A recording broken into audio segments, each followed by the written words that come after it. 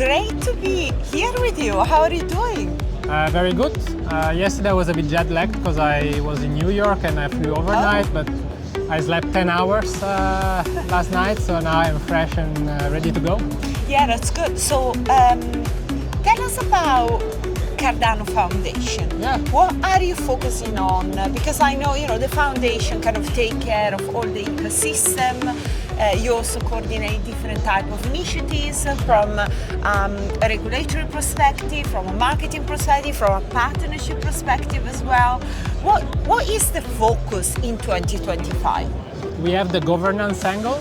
So we recently deployed the on-chain governance. Now every ADA holder is a citizen of our network and can vote and contribute.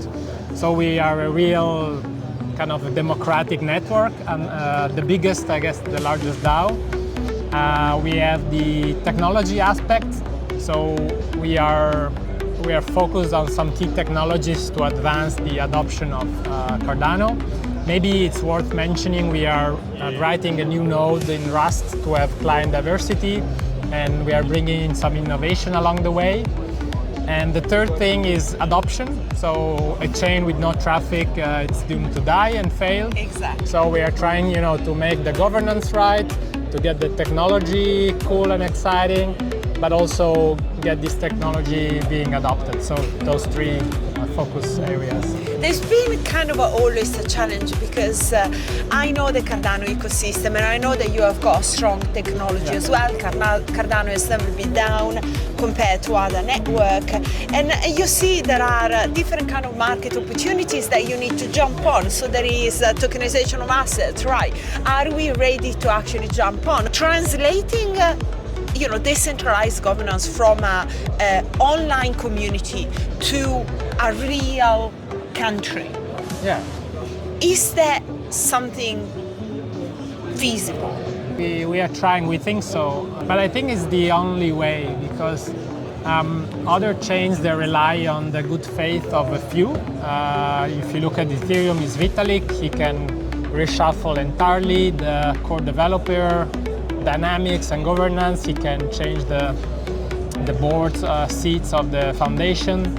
And as long as Vitalik is in a good mood, that's great, right? But if something goes wrong, there's really one person risks. I don't want to throw shades at other chains, right? But if you look at Cardano, Charles, the main figurehead, he doesn't like the foundation too much, right? And that's in a way healthy because there's different parties and different voices within the ecosystem pushing for different things, and if everybody agrees on what's next to come, this might not be the healthiest thing. So I think we are trying to foster this community discussion and coming together and democratically deciding the future. And I think it might slow down at times, like some democracies are slower than some dictatorships, but on the longer term I believe we're going to attract more citizens, right? And not many people are happy to live in dictatorships, so that's a bit our long game. 100%, and also, one of the features of Cardano has always been, like you said, that you have got different organizations developing the tech, looking after the community and the ecosystem, and they've got different views, and that's actually the beauty, exactly like you described. Now, I want to go back to tokenization because that's something that we discussed in the panel yesterday, and the future is going to be tokenized from financial assets to real world assets. What is Cardano Foundation doing in this space? Yeah, so we don't go as far as doing the user-facing applications. We are focusing on infrastructure. So we make sure with Aiken, for example, is a smart contract programming language, to create the infrastructure and the tooling that is sufficient to create any kind of application. Having said that, we are partnering with some specific companies and Web3 startups to bring their vision to reality. But as a foundation ourselves, we are not doing anything specific. Cardano is very well suited for RWA use cases because of its UTXO model or UTXO model, where unlike the account-based model, every wallet holds its own tokens. There's a central smart contract with holds every token. So I think there's a good match for real-world assets and Cardano. It's just as a foundation, we try to make innovation happen by entrepreneurs, and we are not building it ourselves in a way. We're just promoting it. Yeah. So we are here at an NFT Paris. Yeah. What are you talking about? Yeah, yesterday I had a panel on RWA infrastructure, and this morning I had a keynote on. I talked about what are RWAs, because I think there's a lot of confusion on what they are and what they're not, and a bit the history of it. So that's my focus. I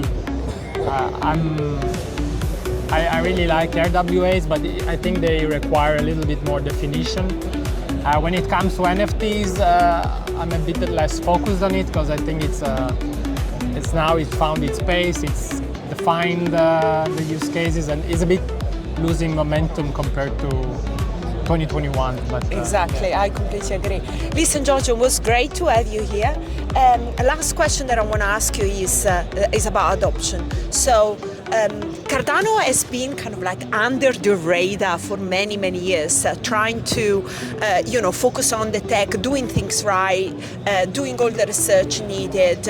What's your plan to get more people in the Cardano ecosystem? Yeah, we have a long-term plan.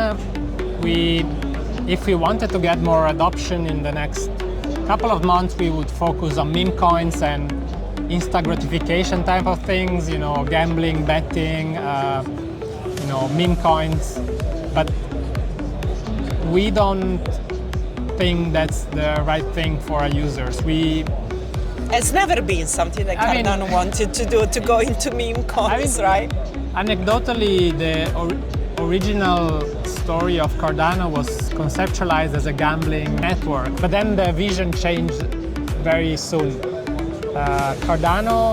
Girolamo Cardano, the mathematician, was famous to be a little bit of a gambler himself. So it's funny that this is a not very well-known fact, but initially the vision of Cardano was to be around gaming and gambling, but then it pivoted to being this serious, fortunately. We are trying to find those use cases that add real value and diversity of transactions, like track and trace, proof of origin, supply chain. I do think DeFi and real-world assets have a real utility, so that's also what we are trying to do. But the problem is that some of those use cases that are a bit more boring or that are real, they do not make too much noise, because they are not get-rich schemes. If you do traceability of wines, or you do supply chain of some medical equipment, this is gonna generate at best, 100 transactions per day, right? It's not gonna be this volume maker, and so it's very complicated equation to kind of calibrate. And I do think I'm gonna focus on making the DeFi ecosystem thriving, and this can bring in people on the short term, but also build for the future on those more enterprise use cases that are gonna really solve some real problems. Yeah. Thank you. So listen, you have got a really nice shirt. I see that there is that like an NFT? What's a lobster, isn't it?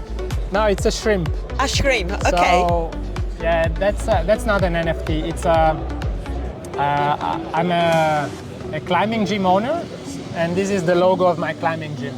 Okay. And the story is quite funny. It's I really like, me and my friends, we really like the Japanese culture. And in Japanese, to encourage somebody to do its best, you say gamba. Gamba. Gamba means do your best, do it hard. So you encourage your teammates, say gamba, gamba. And gamba in Spanish means shrimp. So we had this joke between us. And so when we launched a new gym, we decided to call it Gamba.